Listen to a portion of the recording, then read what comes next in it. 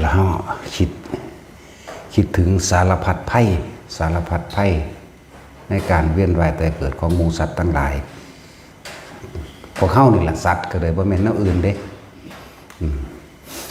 เฮาเป็นสัตว์แต่ละชนิดอยู่ในร่างกายเจ้าของเองนั่นแหละ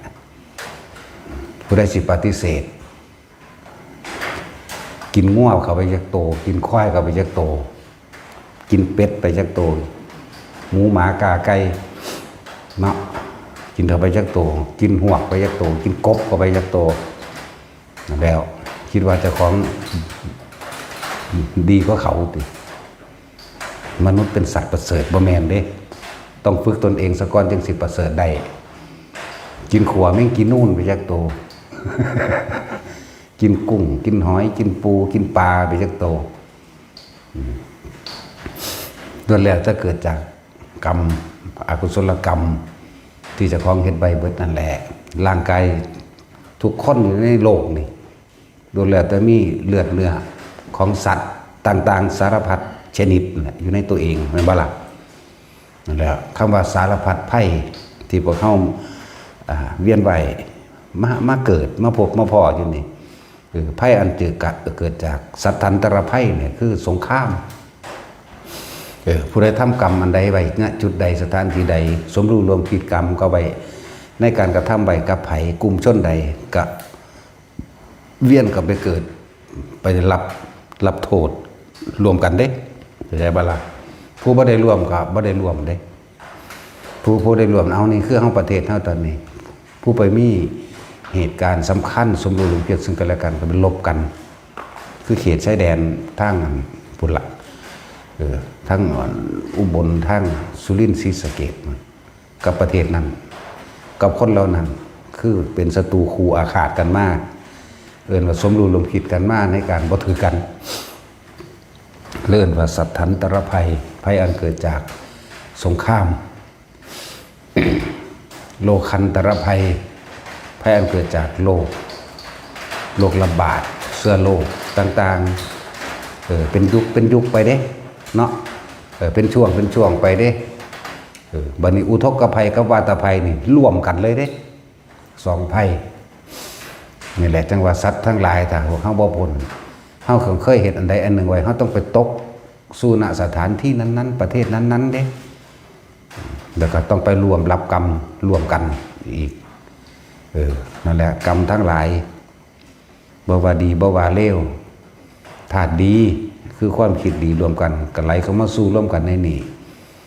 ธาตุเสียก็คือความเป็นอกุศลรวมกันก็ไหลไปร่วมกันอยู่ให้รั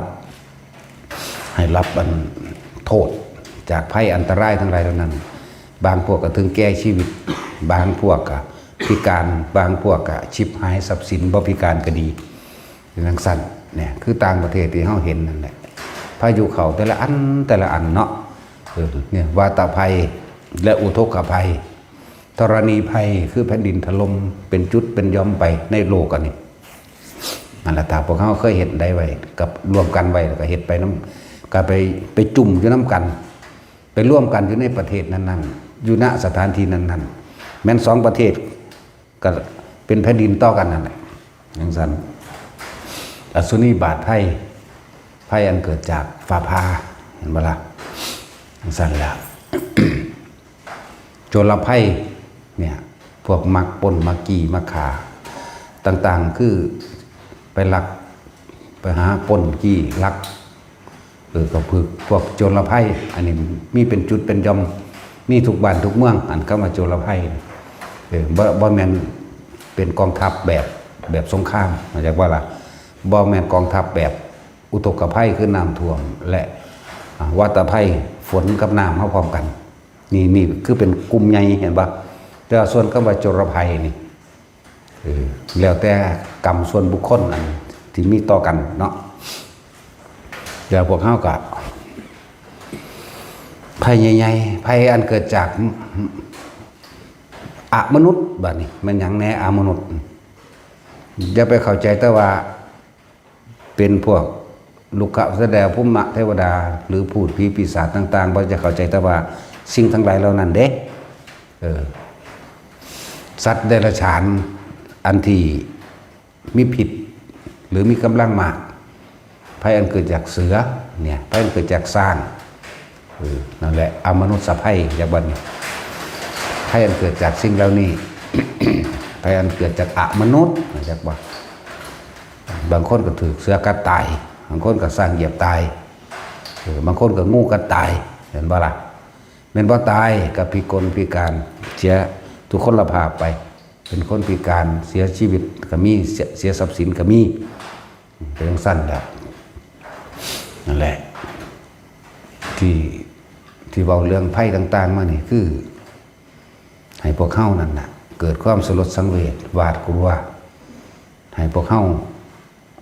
คิดถึงเวรกรรมที่เจ้าของเคยเฮ็ดมาคิดถึงต่างๆเคยเห็นมานั่นแหละให้พวกเข้าเบื่อหน่ายในการเกิดเบื่อหน่ายในความให้เห็นโทษของความโลภใจบ่ล่ะความโลภสามารถเห็นได้ทุกอย่างเด้ปล้นขี้ฆ่าข่มขืนลักเล็กขโมยน้อยทำความเสียหายให้ผู้อื่นทำให้ผู้อื่นเสียชีวิตและทรัพย์สินโกหกให้เขาชิบหายมั่งนี่นั่นมั่งนั่นแหละภัยอันเกิดจากความโลภเป็นทั้งสั้นเห็นได้ทุกอย่างแน่นอนอยู่แล้วนั่นแหละ อุกาบาตไพ่ก็ยังมีเด้ออย่าคิดว่าบ่มีบ่ค่อยเว้าซื่อๆมันนานๆมีทีหนึ่งบางที่ลูกอุกาบาตต่างๆตกใส่บ้านเรือนมั่งตกใส่ถ้าเป็นก้อนใหญ่หินใหญ่สู่ทะเลเกิดกลายเป็นคลื่นยักษ์นั่นบ่ล่ะนั่นอุกาบาตไพ่สันก็มีไพ่อันเกิดจากอมนุษย์เห็นบ่เสืองูหรือสัตว์ที่มีผิดต่างๆที่เฮ็ดให้เฮาอาจจะพิกลพิการก็ได้อันเจ็บปวดแสบร้อนมื้อนี้ก็แม่นอันว่าแม่นบ่ตายก็ดีแล้วจังว่ากันไปแต่ว่าบัดนี้คนที่รอดพ้นจากภัยอันตรายต่างๆในสารพัดภัยนี่รอดพ้นได้เพราะว่าหยังเพราะว่าบุญเด้เพราะว่าเฮาทำบุญกุศลต่างๆเป็นเครื่องเป็นเกราะป้องกันตนเองพวกเฮาให้ทานบังพวกเฮาสวดมนต์ไหว้พระพวกเฮาสวดภาวนาพวกเฮาช่วยเหลือแบ่งปันกันต่างๆสารพัดนั่นแหละก็เลยมาอยู่ร่วมในประเทศนี้จึงบอกว่าประเทศไทยเฮานี่อยู่แคล้วคลาดปลอดภัยมานานแล้วก็อาศัยผู้อยู่เบื้องหลังคือพระพุทธเจ้าบ่แม่นพระพุทธเจ้าโดนบันดาลเด้อยากว่าแต่ว่าอาศัยธรรมะความจริงที่พระพุทธเจ้าเฮาเป็นผู้นำมาสั่งสอนให้พวกเฮาตื่นจากความหลับไหลตื่นจากความเชื่องมงายให้เขาสู่ความจริงที่พระพุทธเจ้าเฮานำมาแสดงพุทธะผู้รู้ผู้ตื่นธรรมะนี่ความจริงของชีวิตให้พวกเฮาเห็นตามความเป็นจริงในเมื่อเกิดมาพบมาพอมาเห็นได้ยินได้ฟังได้แล้วก็เอาไปไกลควรพิจารณากับตัวเองประสบการณ์จริงในชีวิตจริงของตัวเองบ่มีแนวอื่นคุมภัยเฮาได้เท่ากับตัวเฮาเองอันเกิดจากให้ทานมั่งศีลมั่งเนกขมะมั่งปัญญาคือความรับรู้ในกองสังขารตามความเป็นจริงมั่งลบหลีกเลี่ยงได้เห็นบ่ล่ะพอเฮาอาศัยธรรมะทิฏฐิปตะมีความเห็นตรงกับคำสอนพระพุทธเจ้ามีสัมมาทิฏฐิเป็นต้นสัมมาทิฏฐิสัมมาสังกัปปวาจากรรมโตอาชีววายโมสติสมาธินี่แหละเรียกว่าทิฏฐิปตะมีความเห็นตรงตามความเป็นจริงในชีวิตจริงเพราะว่าธรรมะนี่แปลว่าอย่างความจริงของทุกชีวิตสรรพสัตว์ความจริงที่สัตว์โลกเป็นไปตามกรรมความจริงที่เกิดขึ้นมาแล้วต้องแก่ต้องเจ็บจะตายความจริงที่ไม่มีสิ่งใดที่รังยั่งยืนความจริงที่ทุกสิ่งทุกอย่างเกิดขึ้นแล้วย่อมดับไปความจริงที่เราต้องพัดพรากจากสิ่งอันเป็นที่รักนี่คือความจริงมันว่าล่ะความจริงที่ทำสิ่งใดได้สิ่งนั้นส่วนความบ่จริงไม่จริงก็คือความเชื่ออันเกิดจากว่ามีสิ่งศักดิ์สิทธิ์ทั้งหลายโดนบันดาลเชื่อเลิกงามยามดีเชื่อการสะเดาะเคราะห์เชื่อการบูชายันเชื่อเลิกเชื่อดวงดาวเชื่อการสวดมนต์ขอร้องอ้อนวอนเชื่อว่ามี เทวดาอินทร์พรหมทั้งหลาย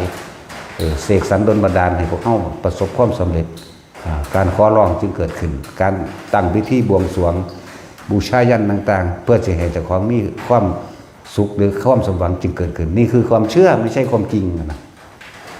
และจึงอาศัยพระธรรมของพระพุทธเจ้ามาเป็นเครื่องดำเนินชีวิตเข้าใจป่ะล่ะเฮาสิใส่ชีวิตแบบบ่ผิดพลาดแต่เฮาเฮ็ดตามเพิ่นแล้วแต่เฮาใส่ชีวิตแบบบ่ผิดพลาดเอิ้นว่าบุญกุศลนั่นแหละเป็นเครื่องปกป้องคุ้มครองเฮาเองแม้นว่า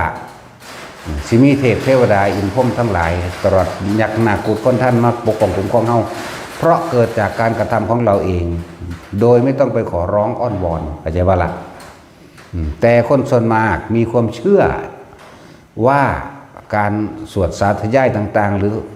มีบทสวดเพื่อให้เทพเจ้าเห็นใจเพื่อให้สิ่งศักดิ์สิทธิ์ดลบันดาลเห็นใจเนาะ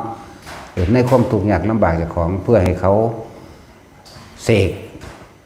หรือใส่ฤทธิ์ใส่เดชให้ตัวเองเกิดความสำเร็จในยศถาบรรดาศักดิ์แม่นบ่ล่ะนี่คือความเชื่อนี่มันบ่แม่นความจริงพวกเขาเนี่ยตื่นแล้วตื่นรู้ขึ้นมาตามความเป็นจริงซะอย่าไปหลงไหลงมง่ายการขอถ้ามันสำเร็จผลจริงโลกนี้จะไม่มีสงครามเพราะทุกคนขอไม่ให้เกิดสงคราม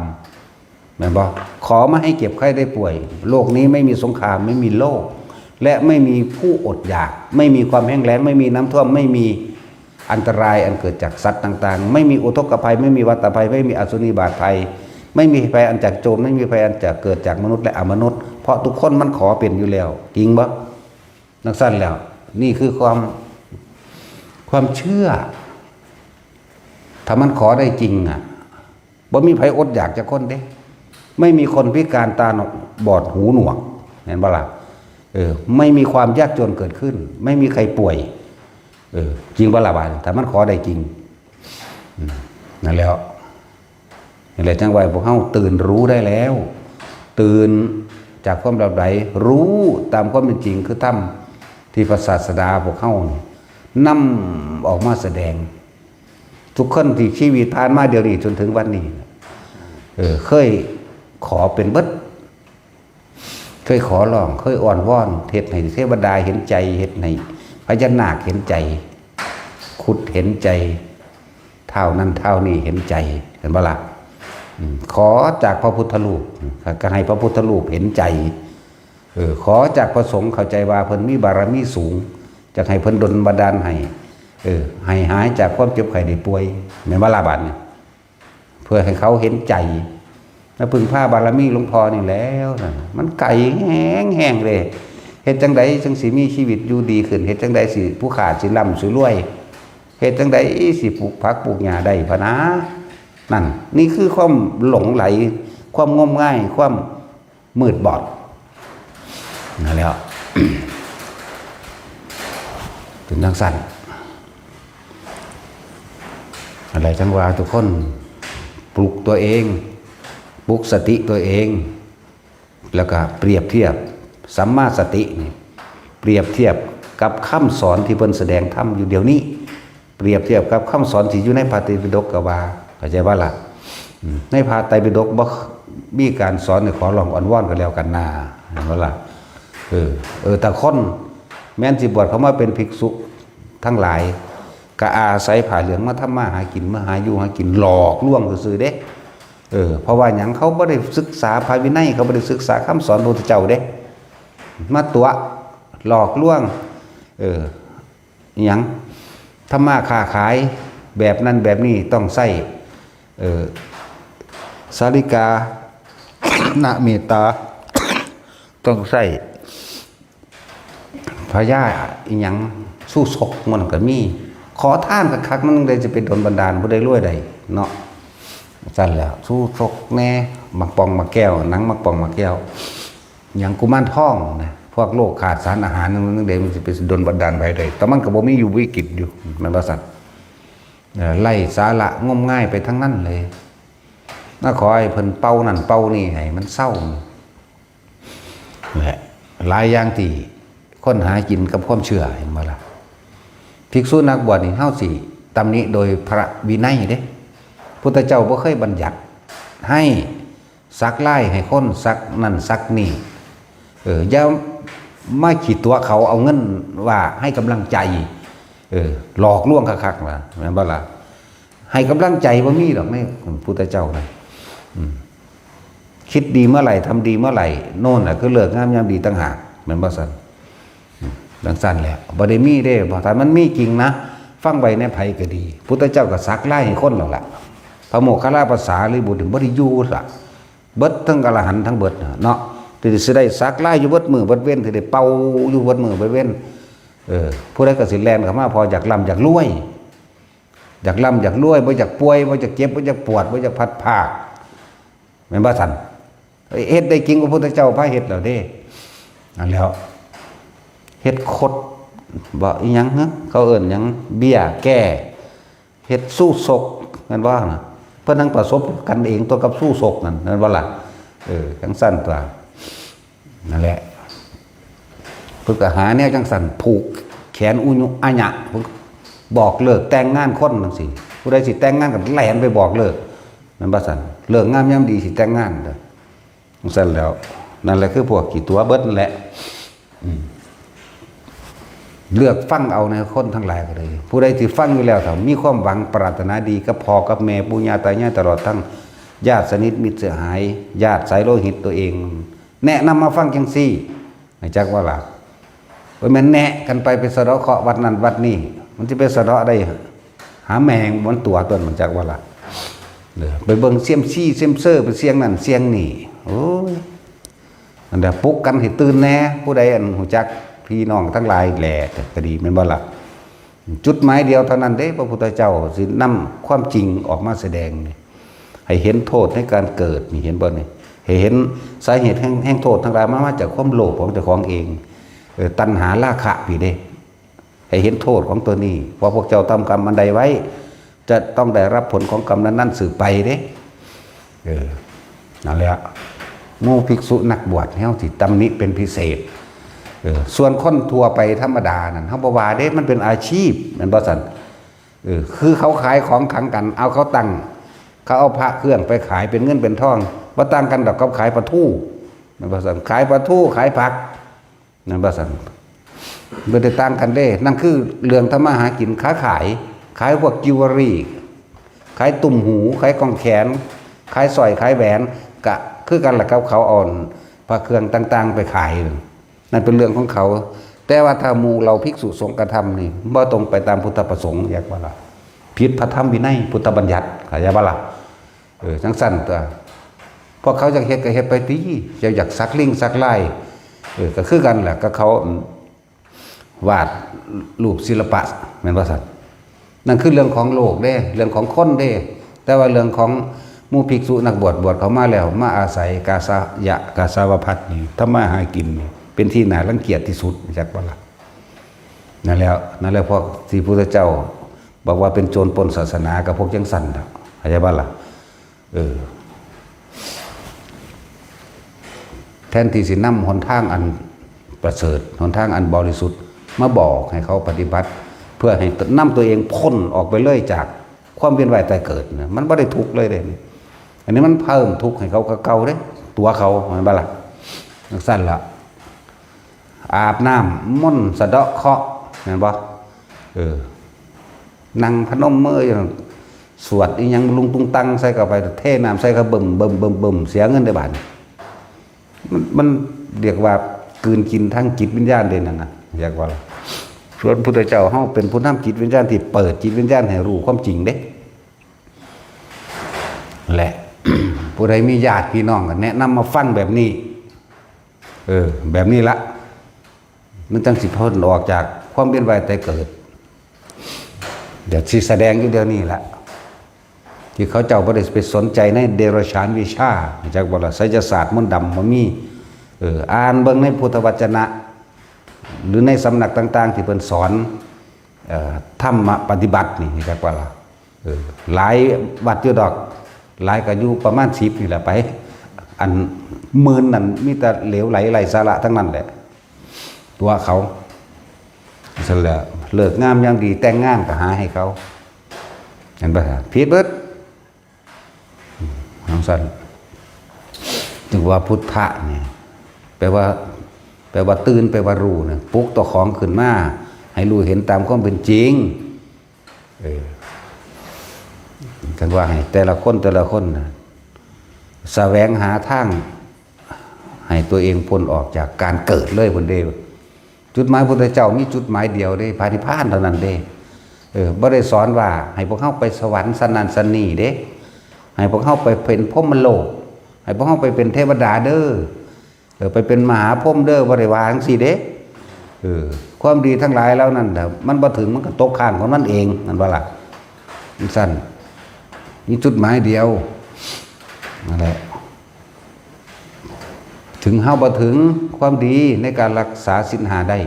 แล้วก็ศีล5เพิ่นก็บ่ได้บัญญัติเป็นข้อห้ามเด้เพิ่นบอกนี่ถ้าผู้ใดทำได้ดีกับมีมนุษย์และเทวดาเป็นทางไปแม่นบ่ถ้าผู้ใดบ่ทำเพิ่นก็บอกทางว่านี่ไปทางอบายภูมิไปเดรัจฉานและสัตว์นรกตกสู่ที่ต่ำอบายภูมิเพิ่นก็บอกนี่เพิ่นบ่ได้บัญญัติว่าชาวพุทธจะต้องทำได้อย่างนี้จึงจะเรียกว่าชาวพุทธเด้บ่ได้บัญญัติแล้วก็บ่มีการบังคับให้ผู้ใดมาศรัทธาเคารพนับถืออีกบ่ได้ธรรมดาบ่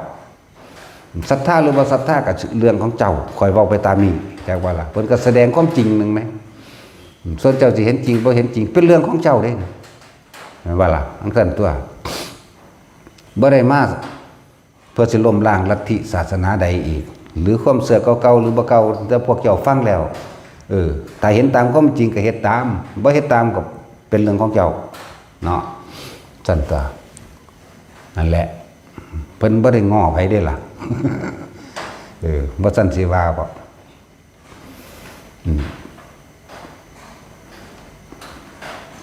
พระวินัยที่เพิ่นบัญญัติไว้นั่นน่ะแน่นหนายิ่งกว่ากฎหมายใดๆทั้งสิ้นแม่นบ่ล่ะถ้าเลยพระวินัยนั้นออกไปแล้วก็จังเป็นเรื่องของการผิดกฎหมายก็จับไปคือคนทั้งโลกแม่นบ่จนตัวเอาไปลักไปปล้นเขานั่นจับไปคือคนทั้งโลกนั่นว่าซั่นไปทำการหลอกลวงโกหกทำให้ผู้อื่นเสียชีวิตและทรัพย์สินก็จับไปคือคนทั้งโลกบ่ต้องมาเอากฎหมายมาเพื่อสิมาคุ้มครองพุทธศาสนาอีหยังดอกบ่ต้องคุ้มครองคนทั้งหลายอยู่นี่มีผู้ใดเคยเริ่มต้นสร้างวัดบ่ว่ามันยากหรือมันง่ายบ่แม่นมานั่งเที่ยวตำหนิบ่แม่นมาเอาแค่ผลของมันเข้าใจบ่เขาเจ้าสร้างมาด้วยความยากลำบากบ่มีเงินของกระทรวงทบวงทั้งใดบ่มีเงินหลวงจักบาทจักสลึงเดียวกันแล้วกันน่ะแม่นบ่ล่ะพวกเฮาสร้างพวกเฮาฮู้ดีอยู่แล้วถากถางโดยลำพังฝ่ามือของเฮาเองกับแรงศรัทธาของเฮาจริงบ่ล่ะเฮาศรัทธาไผศรัทธาพระพุทธเจ้าศรัทธามีความเชื่อมั่นในคำสั่งสอนของพระพุทธเจ้าตามความเป็นจริงนี่เลื่อนว่าพุทธธรรมะสังฆะพวกเข้าจึงสงเคราะห์ตัวเองสร้างสถานที่ของเข้าเองบาทหนึ่งสลึงหนึ่งของไผกับบ่มีในเกี่ยวกับนักกฎหมายกับบ่ได้มาบัญญัติหรือว่ามาออกกฎหมายว่าสร้างโดยจำเงินเท่านี้เอาเงินไปบ่มีนักกฎหมายก็ดีสำนักพุทธเอาให้ทุนไปสร้างวัดนะเริ่มต้นนะ10,000 บาทบ่มีเข้าใจว่าล่ะกระทรวงนั้นรัฐบาลทะแบนบ่มีจักว่าล่ะบ่มีเลยผู้ใดสร้างวัดสิเข้าใจเองผู้ใดบ่เคยสร้างบ่จักหยังดอกมาฮอดโอ้ยอันนั้นอันนี้ไปติตำหนิไปเนาะจังซั่นแล้วนั่นแหละคนที่เขาเป็นต้นฉบับเขาฮู้จักดีจักว่าล่ะต้นแบบกับเลียนแบบมันคนละเรื่องกันเด้เฮามันเป็นต้นแบบมาตลอดนั่นแหละจึงบอกว่าสิ่งใดที่ได้มาเพราะผู้อื่นสิ่งนั้นเป็นดุจดั่งของยืมเข้ามาเฮาบ่ได้ภูมิใจจักเม็ดเด้จึงบอกหมู่พี่พวกพระเฮานี่ศึกษุเฮานี่ถ้าสิไปอยู่อย่าไปอยู่วัดผู้อื่นให้เฮ็ดสร้างขึ้นมาโดยลำพังกำลังใจของเจ้าของเองด้วยบารมีแห่งตนด้วยกำลังใจของเจ้าของด้วยธรรมะของเจ้าของด้วยพระวินัยของเจ้าของเด้นั่นแหละจึงบอกว่ากฎหมายทุกอย่างที่เกี่ยวกับพุทธศาสนาเลิกทิ่มให้เบิดโลดถ้าเขาบ่ดีจริงเขาอยู่บ่ได้หรอกแม่นบ่ล่ะไปชาพิจารณ์อย่างผู้มันสร้างส่วนโตก็มีเนาะปล่อยเขาเฮ็ดโลดถ้าเขาบ่ดีจริงปี1-2 ปีเขาก็หนีไปทั้งไม่ดอก แต่เขาดีจริงนั่นน่ะเขาก็เพียรพยายามของเขาเองมันก็และทุกอย่างเงินทุกบาทที่เขามาสร้างเกิดจากศรัทธาไม่ได้เกิดจากนักกฎหมายไม่ได้เกิดจากกระทรวงทบวงต่างๆกระทรวงมหาดไทยก็บ่ให้กระทรวงศึกษาธิการก็บ่ให้เหมือนประสันกระทรวงคมนาคมก็บ่ให้กระทรวงพาณิชย์ก็บ่ให้ธนาคารต่างๆก็บ่ให้นักกฎหมายต่างๆก็บ่ให้สำนักพุทธก็บ่ให้เหมือนบ่ล่ะแต่ก็มีหีแมงสำนักพุทธก็เลยเนาะได้อีกมื้อนี้ ได้อีกล้วนแล้วแต่เป็นกฎหมายต่างๆที่เอาเขามาคลุมในพุทธศาสนาล้วนแล้วแต่เป็นช่องโหว่ช่องว่างให้กับบุคคลที่หวังทำลายพุทธศาสนานี่ใช้เป็นเครื่องมือเหมือนว่าล่ะเฮาสร้างมานี่บ่เคยได้เงินผู้ใดในกระทรวงมันมีจักกระทรวงบ่รู้ล่ะสลึงหนึ่งก็บ่มีจักกระทรวงเข้าใจว่าล่ะนักกฎหมายก็บ่เห็นออกมาครอบคลุมมาบอกเอาใช้เงินไปเท่านี้นะนี่นักกฎหมายให้เราก็มาคุมบ่มีนั่นแหละสำนักพุทธก็บ่มานี่แต่เฮ็ดไปเลยเฮาแลนเข้าไปเอานั่นเด้อแลนไปอีกเอานี่เด้อเอานี่เด้อเอาไปเอามาบางที่นั่นบ่อยากให้เฮาสร้างซ้ำนั่นแหละสมควรล้มเลิกได้แล้วมีหาแม่มึงหยังมาสิแม่มึงนี่คือเก่าแหละวะ พวกแล้วก็มาตั้งเป็นเงินเดือนหากินกับความบริสุทธิ์ของพระสงฆ์องค์เจ้าผู้เพิ่นตั้งใจในการฝึกหัดภาวนาของเพิ่นนั่นบ่ล่ะเดี๋ยวยกเลิกปึ๊ดเลยก็ได้ให้เขาอยู่เฉพาะเขาโลดเขาสร้างวัดก็สร้างเฉพาะเขาโลดบ่ต้องไม่มีกฎหมายใดๆทั้งสิ้นดอกมันบ่ล่ะถ้าบ่สร้างบุกรุกป่าไม้ดอกเขาก็สร้างไปตามที่มันถูกต้องตามกฎหมายโลกนั่นแหละมันบ่ล่ะนั่นซั่นแล้วแต่บ่ดีจริง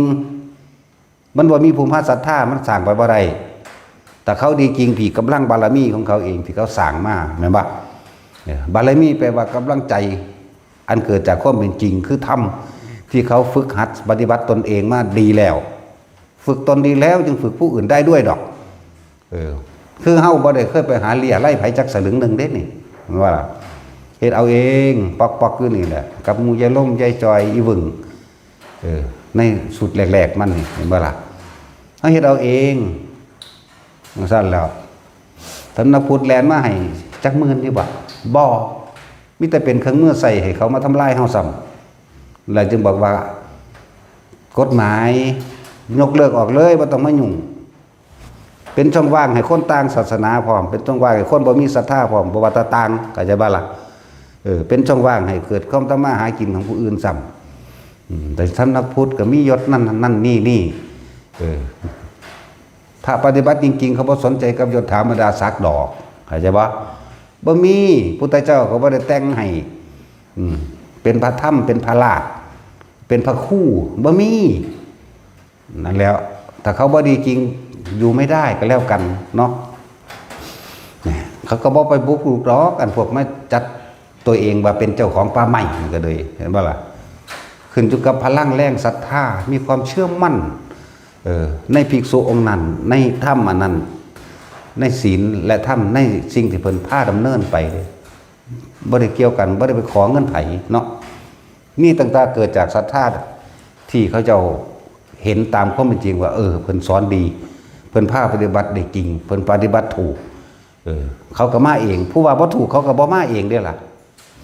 เนี่ยมันบังคับบ่ได้เด้ความเชื่อความศรัทธาของไผของมันบังคับความคิดไผบ่ได้เด้จังซั่นแหละตัวยกเลิกให้เบิดตั้งมาหาแม่มึงบักพระวินัยของพระพุทธเจ้าเนี่ยแน่นหนาคักบ่ฟิวก็แล้วกันนะถ้าเจ้าไปฆ่าคนก็ไปจับเขาที่นั่นเป็นเรื่องของกฎหมายใดเห็นบ่ซั่นเจ้าไปลักทรัพย์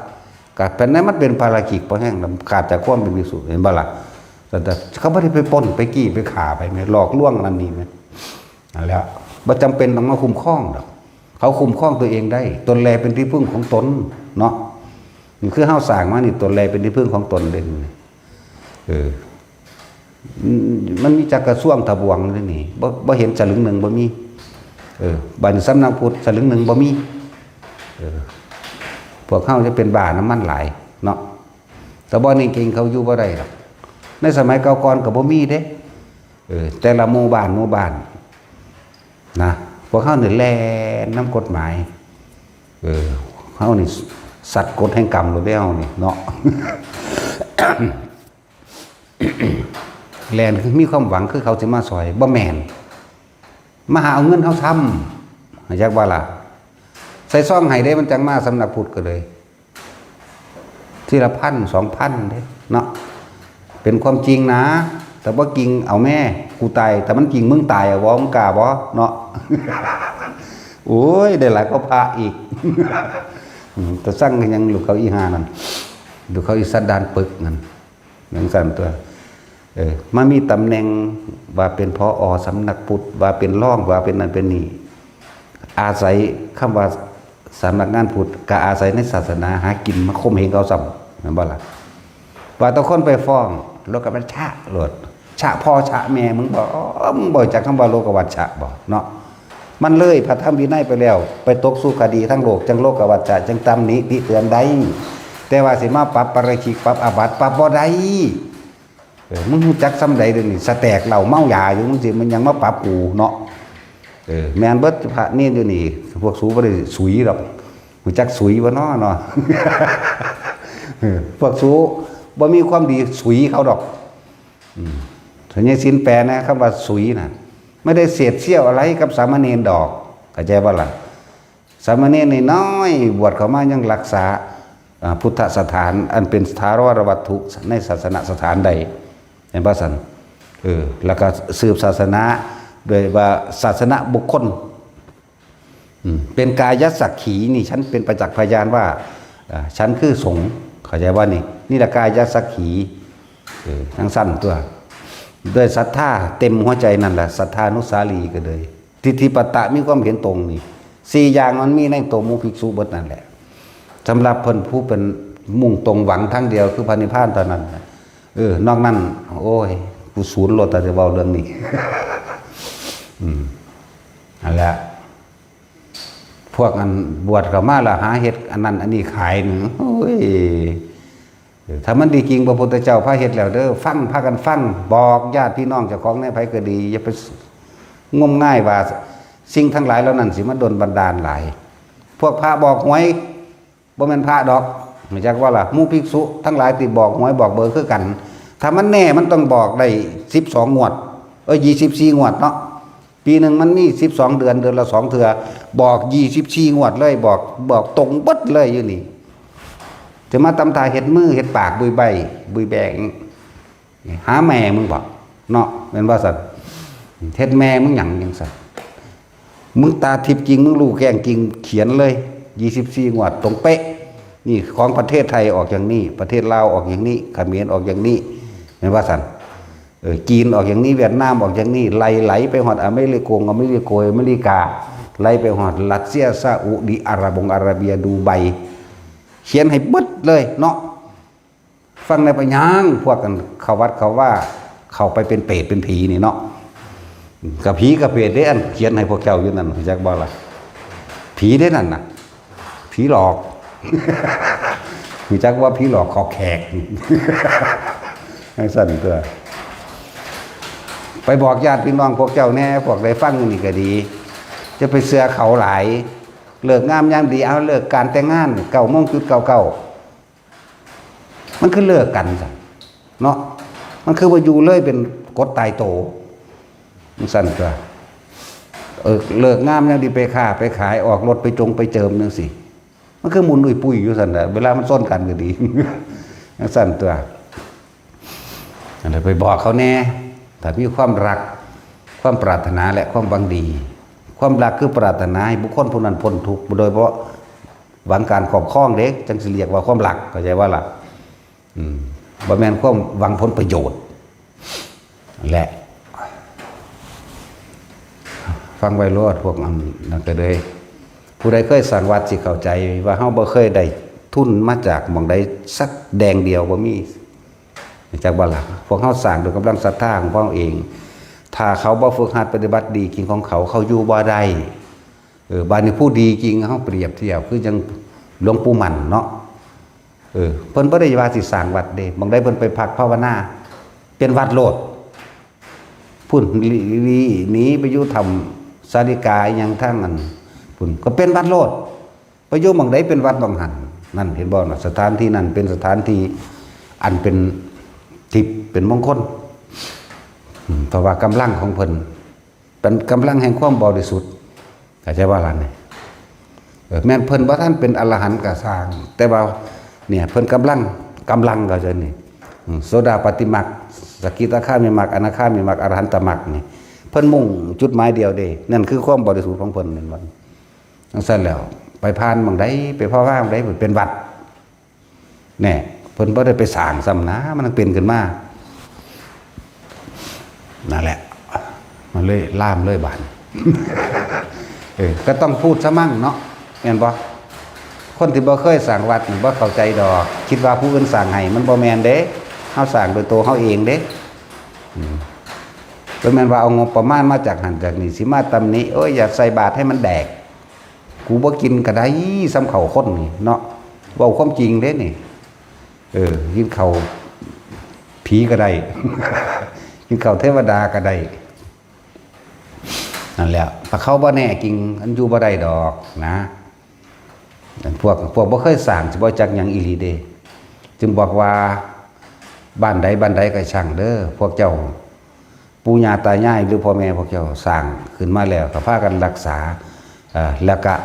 พวกภิกษุสามเณรกันลูกหลานในประเทศเฮานี่แหละลูกหลานบ้านเมืองตัวเองนั่นแหละจิบอย่าไปใส่กันเองขนาดอย่าไปให้ความร่วมมือกับนักกฎหมายหลายเวลาเขามาอันนั้นอันนี้มาตรวจสอบถามมันเบิ่งแน่มึงสร้างบ่มึงเบิดเงินบ่แม่นบ่ล่ะมึงเอาเงินมาสร้างเท่าใดมึงจังมาตรวจนั่นนี่ก็ร่วมตัวกันตึกรู้จักบ่ล่ะนั่นแล้วรักษาไว้กับของบางอย่างเขาเจ้าก็บ่ได้ผิดเด้แต่ว่านี่แหละจึงบอกว่ากฎหมายเลยเกิดกลายเป็นช่องโหว่ให้บุคคลผู้ไม่มีศรัทธาเข้ามาทำลายเข้าใจบ่ล่ะก็เลยว่าบ่จำเป็นต้องเฮ็ดจังซั่นคนนี่มันย่านกฎหมายมันบ่ได้ถูกเด้นั่นน่ะปล่อยเขาเจ้าลงไปเบิ่งดูปล่อยไปถ้าเขาเจ้าดีจริงเขาเจ้าก็สร้างขึ้นมาได้คนก็หลายขึ้นแล้วเห็นบ่ผู้เขาเจ้าเป็นพระดีสร้างแต่ประโยชน์ด้วยล่ะนะว่าซั่นไล่มาเบิ่งพุ่นหลวงปู่บัวหลวงตาบัววัดป่าบ้านตาดเฮาเอาต้องข้ามขอข้างหลวง13ตันเงินอีกเท่าใดนับก็บ่ได้แม่นบ่สร้างโรงพยาบาลเท่าใดไว้สิฮู้นำเนี่ยเอาใส่หนี้ IMF พุ่นธรรมดาตินั่นแล้วปลดหนี้ให้พวกเฮาตะกี้พวกเฮาเป็นหนี้หัวละ 70,000รัฐบาลเป็นผู้ไปใส่บ่แม่นเอาเข้าเงินเขาเด้เงินของประชาชนทุกๆคน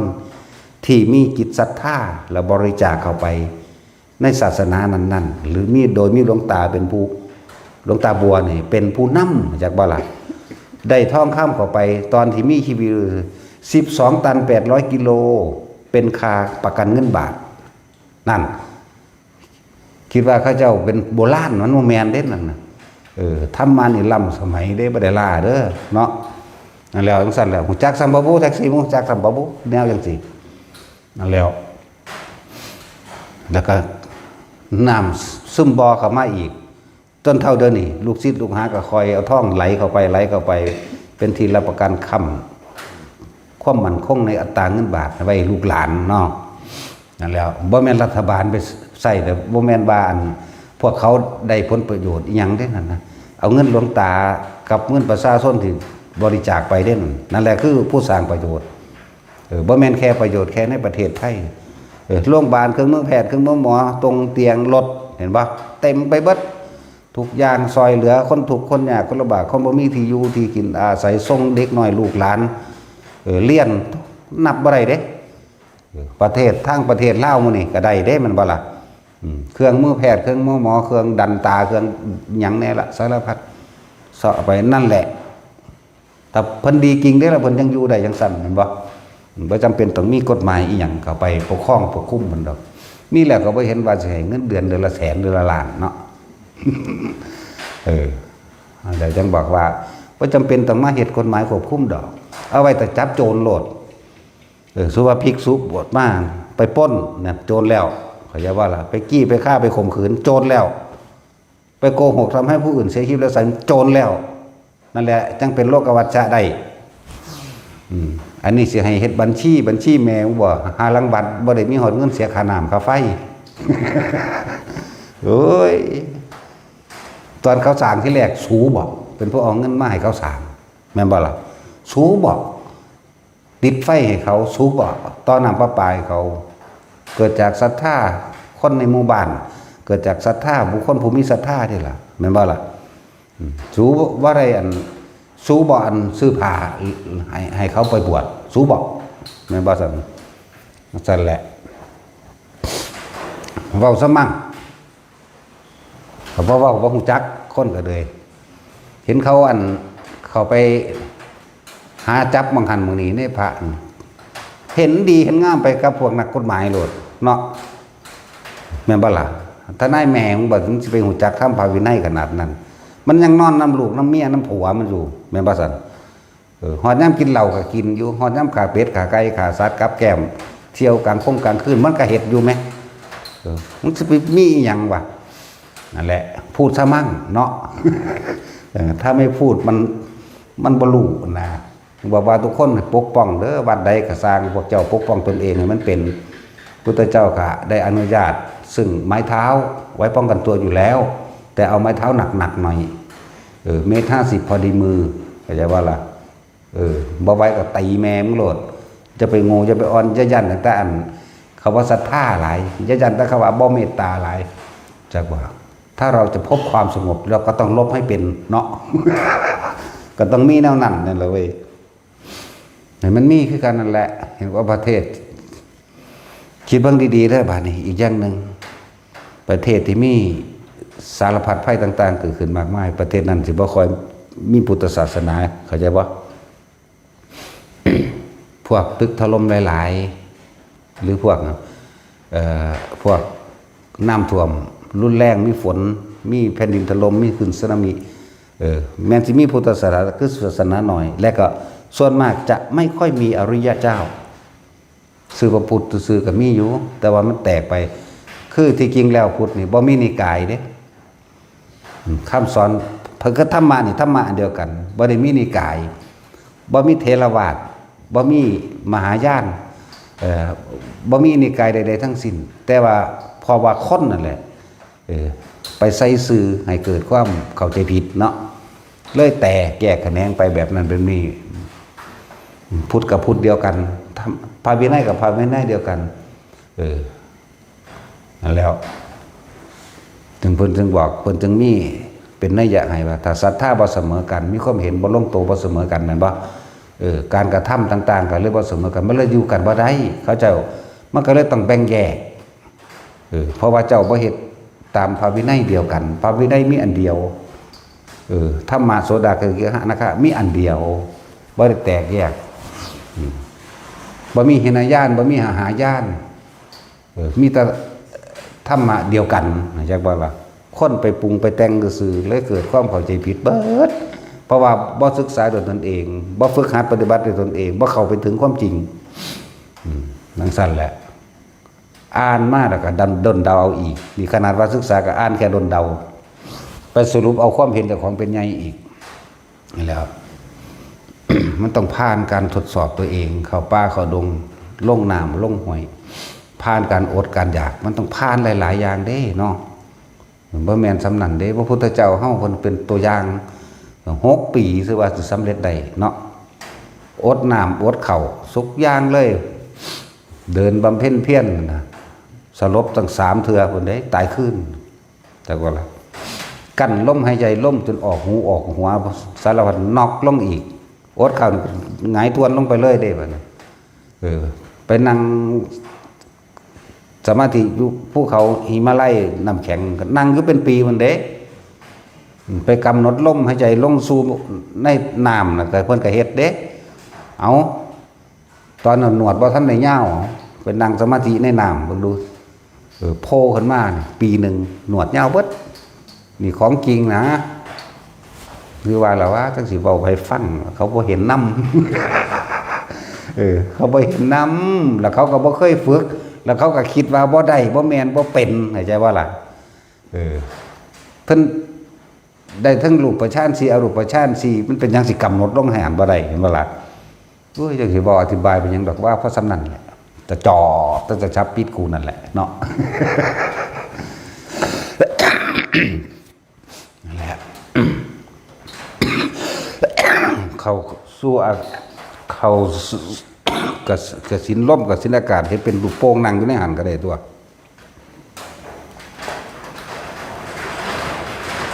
กูบ่อธิบายไปแมงดอกเพราะสำนันแหละ เพียงแต่ว่าบอกข่าวๆแต่ละคนได้ฟังการสร้างวัดเนี่ยสร้างโดยศรัทธาจากภิกษุผู้หนึ่งแต่เพิ่นดีจริงเพิ่นก็สร้างไปจนว่ามีคนเข้าหาหลาย แต่เพิ่นบ่ดีมันสิมี10ก็สร้างไปค่าเดียวกันทั้งตะไลเบิดแล้วเพราะว่าหาผลประโยชน์นั่นว่าล่ะนั่นโจรปล้นศาสนาก็ปล้นมาแบบนั้นในรูปแบบของการหลอกลวงต้มตุ๋นในรูปแบบของการ บุกเสกเลขยันของขังบอกหวยบอกเบอร์ คืนกินวิญญาณอันเป็นมิจฉาทิฏฐิกับเขาเบิดนั่นว่านั่นแหละบ่กล้าบอกจังซี่เด้บ่กล้าบ่มีผู้ใดกล้าเว้าเด้อันนี้เนาะพวกเจ้าฟังอยู่ว่าญาติโยมสั่นบ่โยมแมงเด้อีห่านี่โลเด้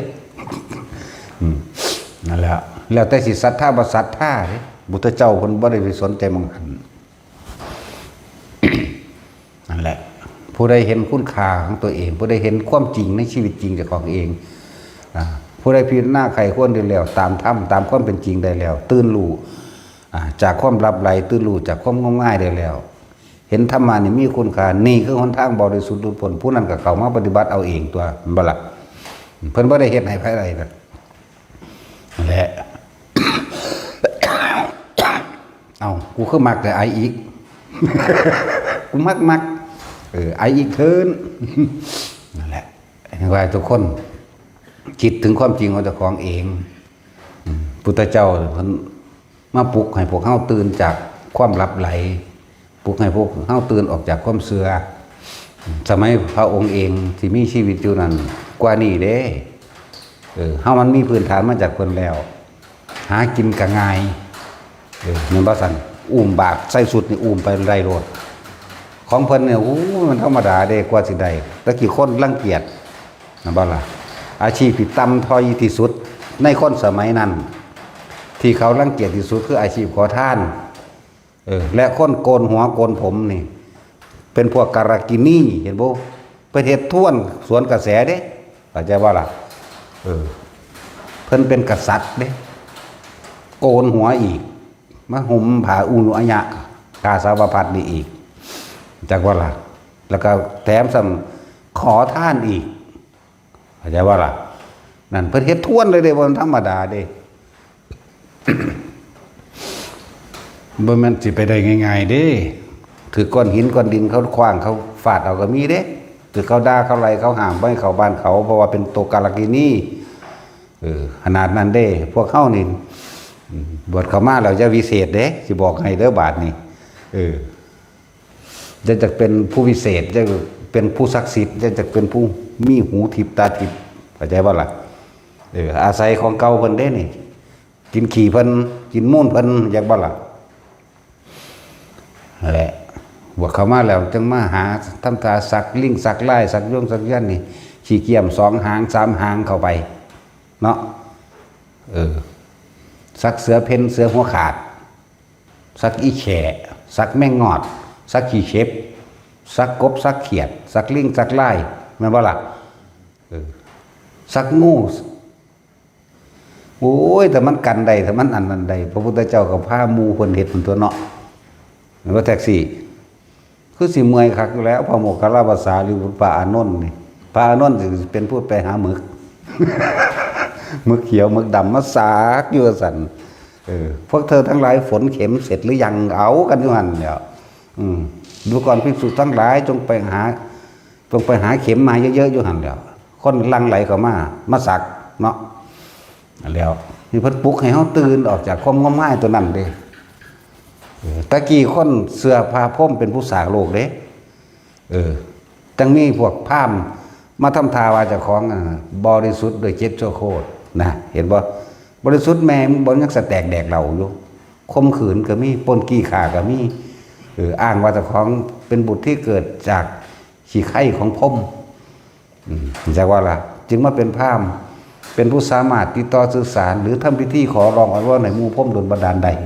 นี่เห็นว่าล่ะสมัยตะกี้ยังยากกว่านี้อีกมันเลยเกิดกลายเป็นว่าคนโง่ทั้งหลายต้องตกเป็นเครื่องมือ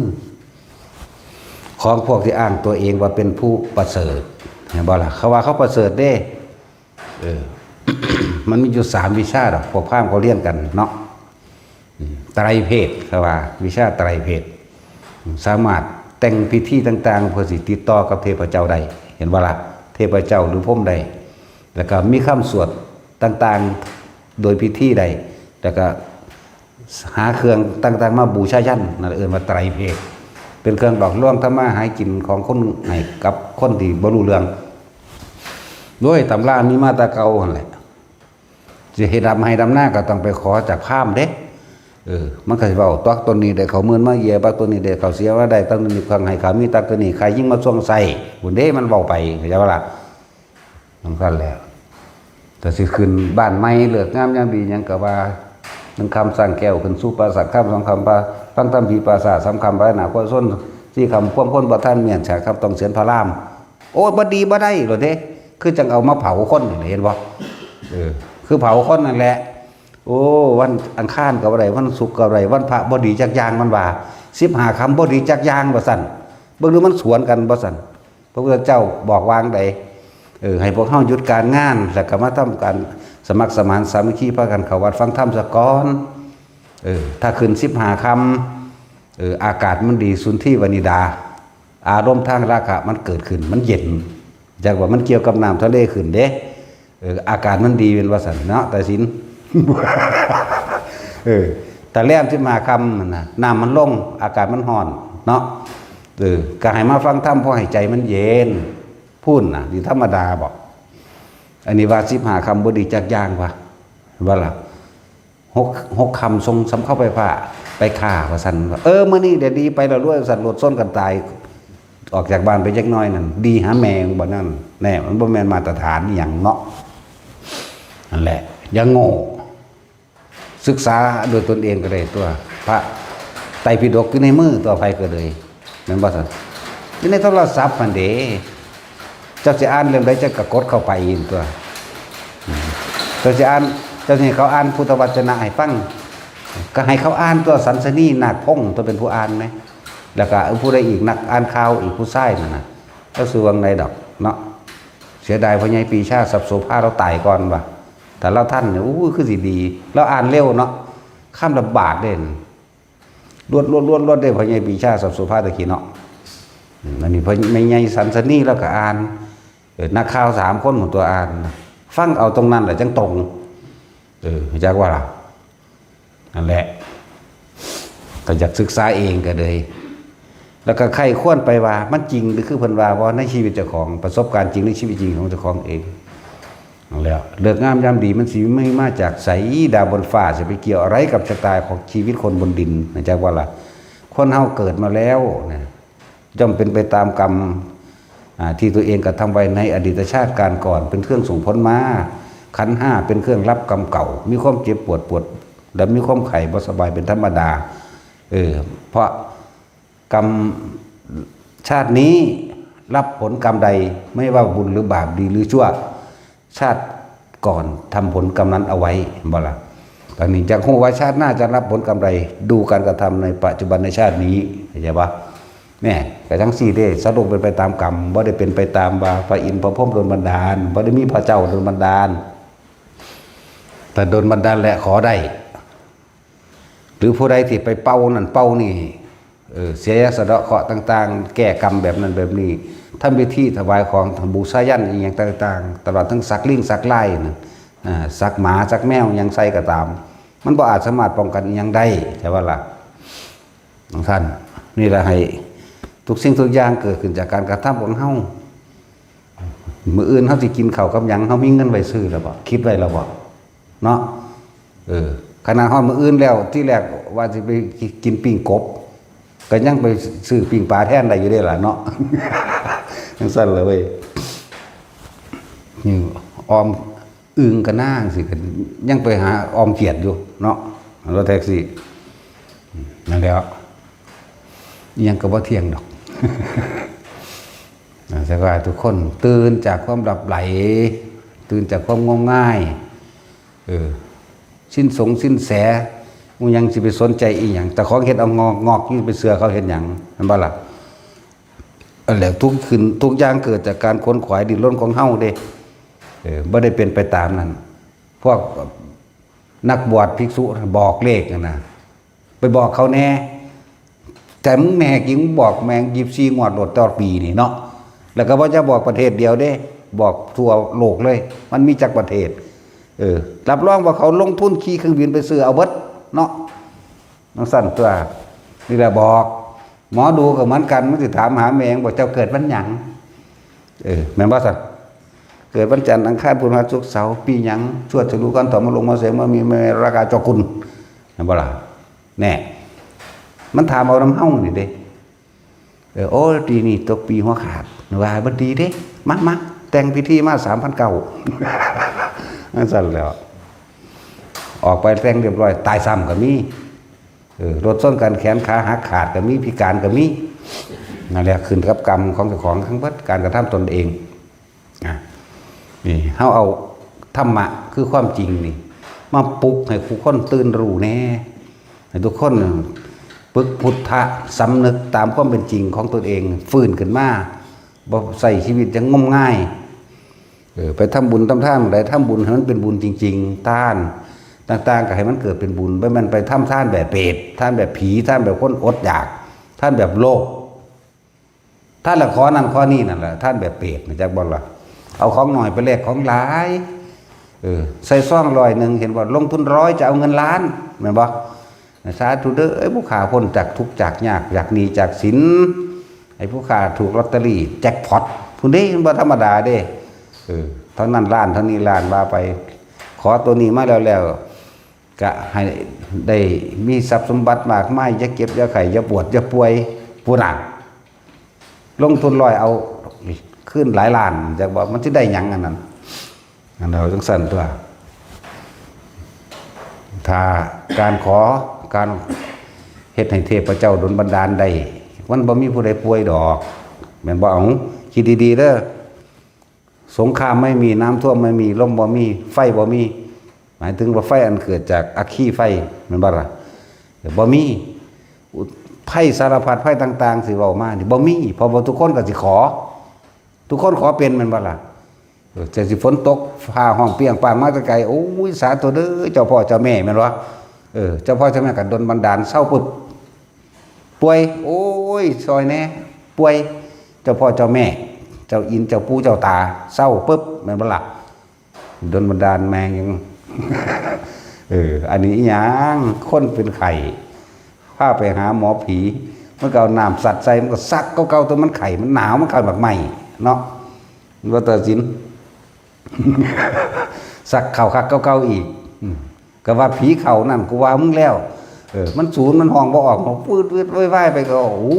แห้งๆว่าได้วันนี้เอาข้าวสารมาสั่นโอ้ยเสกสัตว์ใส่ว่าสั่น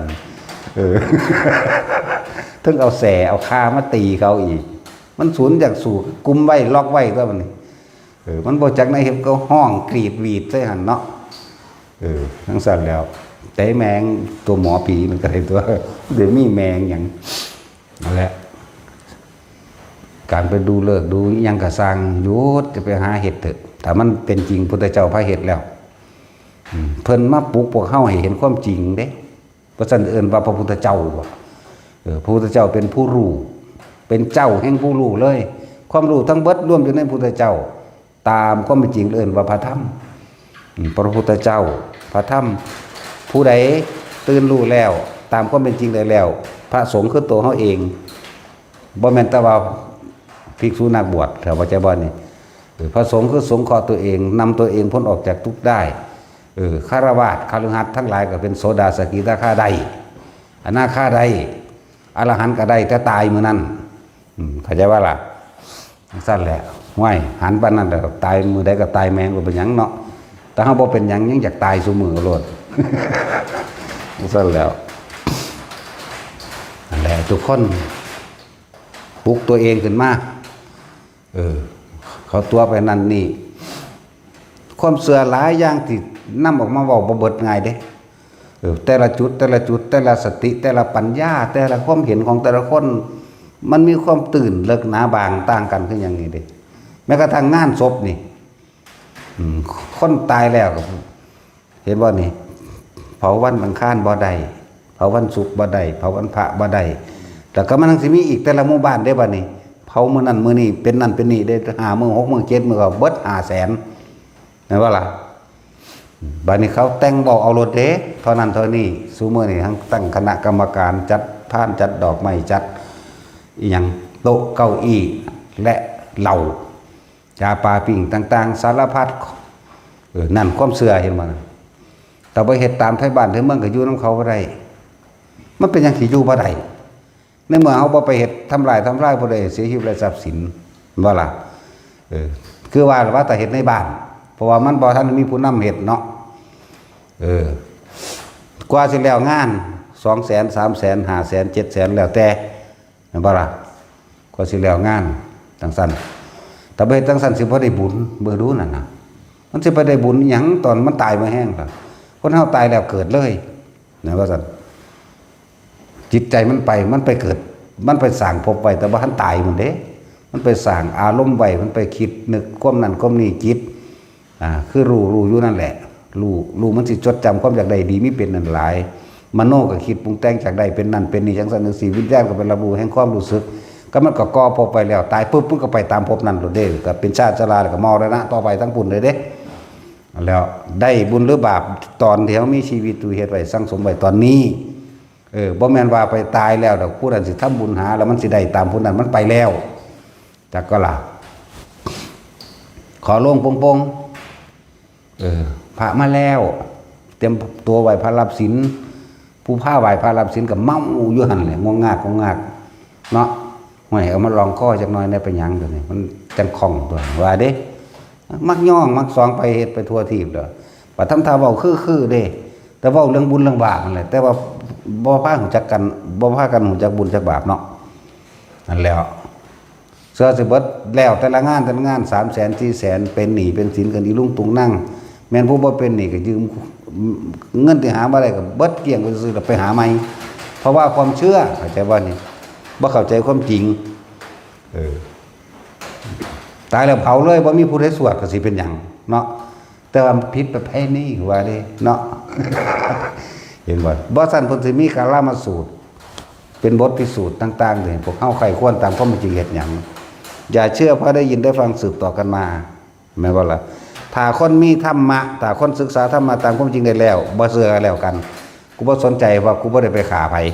กูบ่ได้เฮ็ดผู้ใดเดือดร้อนชีวิตทรัพย์สินกูสิเผาตะกูก็ได้เข้าใจบ่ล่ะแล้วก็คิดเบื้องหน้าสมัยใดอีกบ่เปรียบเทียบเอาพระอัญญากลท่านจะตายอยู่ธรรมชัดท่านบ่มีผู้ใดเผาเข้าใจบ่ล่ะคืออรหันต์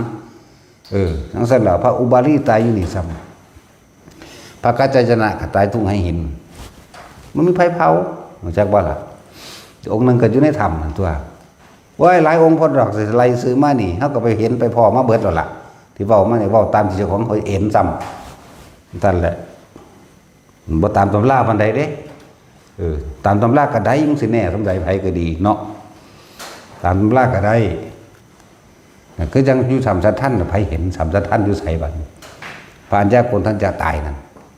ยืนลำพึงทำคิดถึงพระพุทธเจ้าผู้สร้างการสุดท้ายเข้าสู่นิพพานหัวเขาล้มกึกหน้างบลงตายซ้ำไผเผาว่ามีปราสาทผีดิบผู้ใดตายแล้วก็โยนถิ่มบ่ทันนี้มีไผไปสวดได้นั่นน่ะแท้บ่ล่ะบ่มีไผไปสวดจังซั่นแล้วเอาพวกเกี่ยวกับเบิ่งแน่อยู่ข้างแม่น้ำเมืองพาราณสีอยู่ข้างแม่น้ำคงคานั่นในเดี๋ยวนี้มีพระสวดอยู่บ่มีบ่แท็กซี่มีแต่หาฟืนหญ้ากันตัวเนาะเห็นบ่เขาเผาอยู่ก็คือเผาแล้วอยู่จังซั่นตัวเผาแล้วเฮ็ดน้ำสกปรกซ้ำหามึงนี่ ไปสัตว์ขี้เถ้าไปสัตว์กระดูกยังลงน้ำเบิดเอาโลดไปล้างบาปนั่นความเสื่อของเขาสิล้างหาแมงบ่ล้างบาปนั่นแต่มันล้างบาปได้ปลาอยู่ในน้ำก็เป็นอรหันต์เบิดตัวเนาะมันนั่งเกิดในน้ำซ้ แต่ในแม่น้ำอันนั้นมันล้างบาปได้ปลาอยู่ในน้ำเป็นอรหันต์แล้วเนาะถ้าเป็นสัตว์ครึ่งบกครึ่งน้ำก็เป็นสกิทาคามีอีกเครื่องหนึ่งมันสัตว์ครึ่งบกครึ่งน้ำสั่นเลยแต่ผู้ใดคิดยากแต่ว่าเผาอยู่บ้านมันแพงเผาอยู่บ้านมันแนวนั้นนี่มาเผาน้ำหลวงพ่อนี่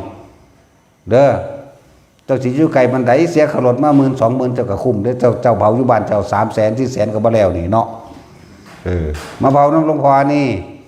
พระเป็นร้อยยืนห่มให้พวกเจ้าสับลาบอยู่หั่นไอ้ว่าล่ะเผาฟรีแต่ค่ารถจ้างมาเอาเองเด้ เผาฟรีบ่เอาจักบาทดอกนั่นแล้วตอนนี้เขากำลังเฮ็ดนั่นเตาเผาย่างดีอยู่เดี๋ยวนี้ไผสิร้องก่อนก็มา สมชายเอาก่อนบ่ แต่สินเราที่2บ่หรือแนวใดไม่บ่มีผู้ใดเสียสละกูเสียสละเองก็ได้ตัวเดี๋ยวนี้เบิ่งดูแล้วเบิดอยู่นี่ บ่มีผู้ใดอยู่ เฮาอยากไปก่อนหมู่หมดตัวโอ้ยคือบ่มีไผเสียสละแท้มากูสิเฮ็ดเป็นตัวอย่างกันหน้านี่แตกกันเบิดอยู่นี่อยู่บ่ได้แตกบ่ล่ะแตกตัวบ่มีผู้นำเนาะมันตะยานเขาบ่ย่านแมงไผได้มาฮอดปืนยิงแมงโดดได้ไผสิมาลุกลานเดี๋ยวนี้ตะกี้ใจดีอยู่เด้เนาะป่านนี้เบิ่งเขาเอาไปคักแล้วแม่กูต้องดำ บ่ดีบัดนี้กูต้องใจดำ เบิ่งแรกๆมีแต่คนผ่านสันดานหยาบไปมันเข้ามากับเขามาผู้สิมาหาผลประโยชน์กับเฮาเขามาคมคูคมเหงบ่จักหยังในเรื่องพระธรรมพระวินัยนี่จะมาเว้าเอาตามเพื่อใจเจ้าของถึกตีนกูโลดบาดนี้อยู่นี่มีอยู่เท่าใดตีนเฮาพระเฮา100กว่าเนาะโอ้200กว่าตีนอยู่เด้ เห็นว่าวัดเสาหลินเป็นยังไงคือวิวัดเสาหลินเขาปกป้องเขาเองได้นั่นนั่นแหละฝึกยิ่งคืนไว้เฮา พูดถึงว่าผู้ใดคนตายแล้วนั่นน่ะมันบ่ได้ไปได้บุญตอนที่ว่าเป็นนิมนต์พระมาสวดอันนั้นอันนี้เด้สวดแล้วก็รู้เรื่องสัมปบุนั่นน่ะกุศลธรรมากุศลธรรมาพยากตาธรรมาสุขายาเวทนายาสัมปยุตตาธรรมาทุกขมสุขายะรู้เรื่องบ่แล้วซากปึกหนาคือหยังนี่ แม่นว่าล่ะแต่ค่อยแต่ตันนิพระอันแหละเห็นว่าข้างนั้นข้างนี้ยุ่งยากพระยังไม่ได้สวดแล้วนั่นเล่นเฮลโลเล่นไพ่แม่นว่าสั่นกินเหล้าเมายาสะไส้ใจยางเล่นให้โลจะหันสิไปได้บุญมาแต่ทางใดมันบ่ได้ตอนที่เฮามีชีวิตอยู่พี่เฮาเฮ็ดสะสมไว้สังสมเป็นสัญญาอารมณ์ของเฮาไว้แล้วเขาสู้จิตสู้ใจแล้วพี่เด้มันบ่มันไปได้ตอนนั้นคนเฮาเกิดแล้วตายแล้วเกิดไปเลยตายแล้วคือจุติไททั้งใหม่แล้วจากบ่นี่บ่เป็นนางเฝ้าศพอยู่หันบ่ได้ไปเวียนไปให้ไปห้องท่าศพอยู่หันนั่นแล้วครับว่าบ่ได้ศึกษาเว้าแต่แนวนอกๆเปลือกๆนั่นแหละอันนั้นเคยเห็นคือซั่นผู้นั้นก็เห็นคือซั่นอันมึงเห็นอยู่บ่อันผู้ว่าผู้นั้นเห็นผู้นี้เห็นเนาะซั่นแล้วมีแต่เว้าซาลือตัวกันซื่อเห็นบ่ล่ะซั่นแล้วผู้เฮาเห็นแท้ๆก็บ่เชื่อได้บาดนี้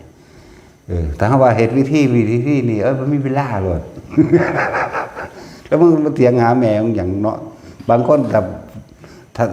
ถ้าบ่รู้มาถามเฮาบอกให้กันว่าแม่นที่บ้านน่ะมึงจะถามกูแม้แต่มึงบ่เชื่อเนาะ แต่กูบ่รู้กูสิบอกมึงได้บ่แต่มึงบ่เชื่อมึงสิถามเฮ็ดหยังเนาะจังซั่นตัวถ้าเฮาบอกวิธีให้กันบ่กล้าเฮ็ดโอ้ยตั้งแต่อยู่ผู้เดียวกลางคืน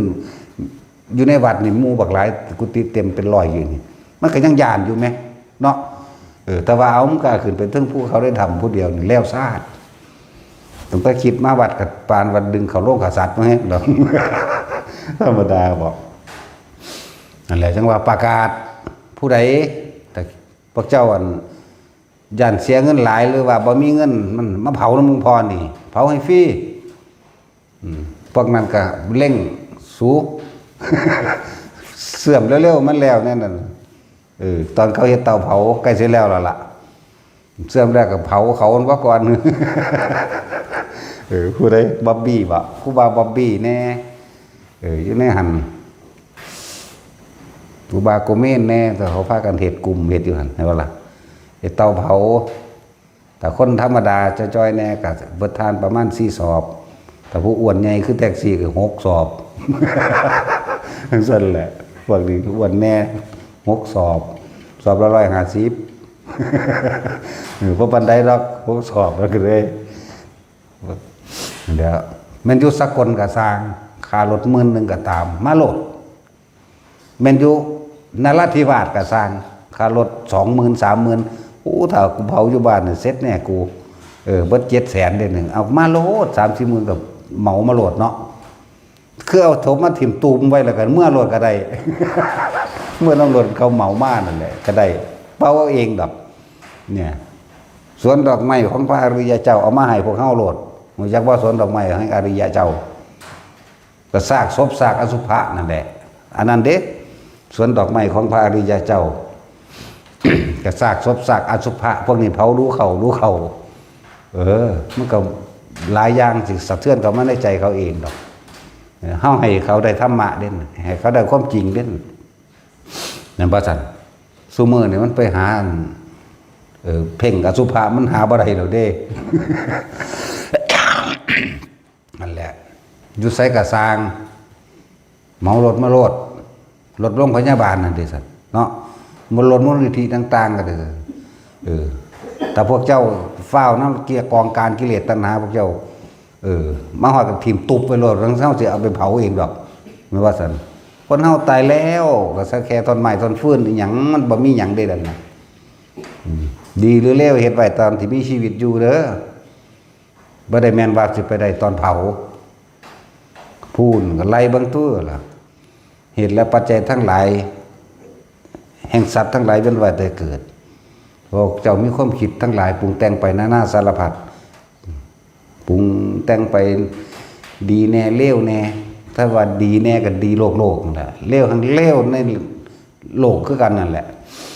เกิดก็อารมณ์ความรู้สึกพอใจมั่งบ่พอใจมั่งเป็นน้ำเป็นรูปเป็นอาจนะเป็นผัสสะเป็นเวทนาเป็นตัณหาเป็นอุปาทาน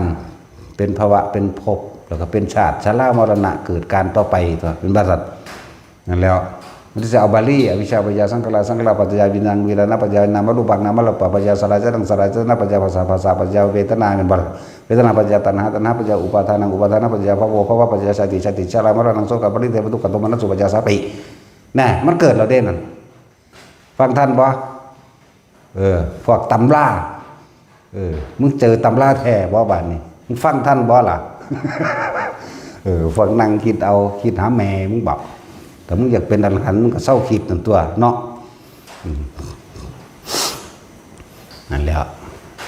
ถ้าพวกเจ้าไม่จะเกิดกับอวิชชาจตเววะอเสสาวิราคะนิโรโทสังขารนิโรธามันก็จบแล้วนะหยุดคิดปรุงแต่งแสวงหาในความอยากได้อย่างดีไม่เปลี่ยนด้วยลมหายใจนั่นอยู่กับลมหายใจนั่น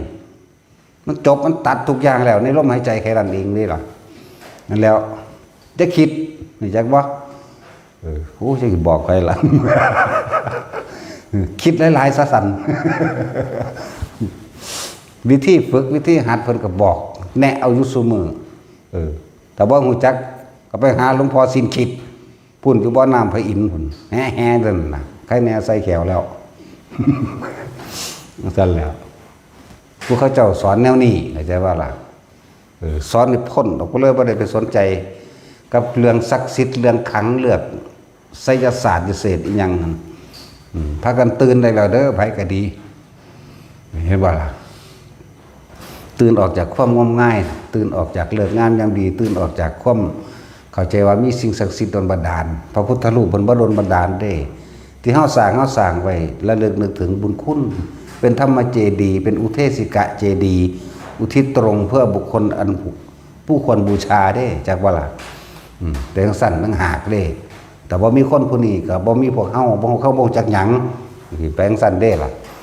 หรือแม้กระทั่งคนที่ถือพระเครื่องเนี่ยบ่ได้ถือไปขังบ่ได้ถือไปศักดิ์สิทธิ์บ่ได้ถือไปดลบันดาลเด้พระเครื่องสิเป็นรูปพระพุทธเจ้าหรือรูปพระสงฆ์ก็สร้างถือไปเป็นเครื่องระลึกนึกถึงบุคคลที่ควรบูชาเข้าใจว่าล่ะบูชาไปว่ายินดีก็ทำตามนี่บุคคลที่เราต้องทำตามจากว่าหนึ่งคือรูปพระพุทธเจ้าหรือรูปพระสงฆ์นั่นตามหยังเพิ่นพาเฮ็ดแนวใดก็เฮ็ดไปตามเพิ่นตัวบัดนี้เมื่อล่ะนั่นแล้ว บ่แม่นถือเพราะว่าโดนบันดาลเด้ทุกสิ่งทุกอย่างที่ปกป้องคุ้มครองเฮาได้คือบุญเฮาเองเน้นย้ำเข้าไปว่านี่อานาปานสติปกป้องได้เบิดทุกอย่างลมหายใจของเฮาเองแต่เทวดามารพรหมทั้งหลายไม่อาจสามารถทำอันตรายเราได้ชั้นใดจักว่าแม้กระทั่งกรรมเก่าเขาจะว่าล่ะกรรมเก่าก็เห็นให้ผลเฮาบ่ได้เมื่อไหร่ที่เราเป็นผู้มีสติรู้อยู่กับลมหายใจเข้าและออกเนี่ยเข้าใจว่าคำว่าสติรู้อยู่กับลมหายใจเข้าออกแสดงว่าต้องบ่คิดอย่างอื่นเลยต้องอยู่แค่กับลมแหมกรรมเก่าก็ให้ผลบ่ได้สถานที่นั่นเป็นทิพย์อีกต่างหากจิตเฮามันเป็นทิพย์แล้วมันบ่มีหยังเข้าไปปนเทวดาอินพรหมทั้งหลายบ่จำเป็นต้องไปเอิ้นเขามาเองรักษาเฮาเองบ่อยากให้รักษาดอกมันทางมาเนาะถึงได้เป็นประจำอยู่แล้วกับเราเฮานี่เมามากกับสร้างแม่มึงได้คือกันเด้ พวกเจ้าโอ้ยแต่พญานาคซื่อๆก็ยังย่านอยู่เฮ้ยกูต้มกินแมงเบิดนั่นแหละกับตาสินนี่ใส่ปิดแต่ตัวใหญ่แน่พวกดำคือหรืองูสิงนาคสิง ตระกูลโคตมะเด่นสีดำมาจากว่าล่ะแต่พวกสีเขียวๆมีเหลื่อมๆยังตระกูลชัพพยาปุตตะกินบ่แซ่บแต่พวกนี้มีขี้ตาพวกกันงูไล่ๆกันจากว่าล่ะตระกูลสีเหลืองก็คืองูเห่านั่นเท้าวิรูปักษ์บ่แม่นเท้าวิรูปักษ์แต่เขาเอิ้นตระกูลสีวิรูปักษ์อันนั้นพวกงูเห่าผัดเผ็ดแซ่บเอาหน้าเห่าเราตัดสิน ผัดเผ็ดสู้ก็จะน่ากินจากมือหน้าสนใจมึงเห็ดได้กินแซ่บเนาะ สั่นตัวแต่เลิกเสื้อเลิกงมง่ายสิ่งเหล่านั้นพยายามดึงตัวเองให้พ้นออกพอเขาพอเป็นอิสระเด้อย่าให้สิ่งศักดิ์สิทธิ์อย่าให้เรื่องของเขาว่าขังมามีอิทธิพลเหนือความจริงไหมศึกษาธรรมะไหมคนเฮามันตกอยู่ใต้อำนาจและอิทธิพลในความเสื่อเด้เพราะว่าเฮาบ่ได้ศึกษาไขควรถึงความจริงเนาะความจริงคือพระพุทธเจ้าแสดงธรรมอยู่ตลอดนะพวกเจ้าก็ศึกษาเอาได้ตัวในธรรมจักรปวัตตนสูตรก็จริงแล้วในอนัตตลกนสูตรนี่ก็จริงแล้วจริงทั้งหลายทั้งปวงมีความเสื่อมสลายแตกดับเป็นธรรมดาเป็นของว่างเปล่าเบิดนั่นแหละอนัตตลกนสูตรเป็นของบ่มีตัวตนนั่นอธิตปริยยสูตรเมื่อนี้ทุกสิ่งทุกอย่างเป็นของร้อนเพราะราคะร้อนคือโทสะโมหะร้อนเพราะตาหูจมูกลิ้นกายใจรูปรสกลิ่นเสียงนั่นแหละเห็นพวกเจ้าเราร้อนกระวนกระว่ายดิ้นรนและแสวงหาขากันไปขากันมาเห็นบ่ล่ะเว้ายอดแต่จากรายละเอียดก็ไปศึกษาเอาเองเนาะ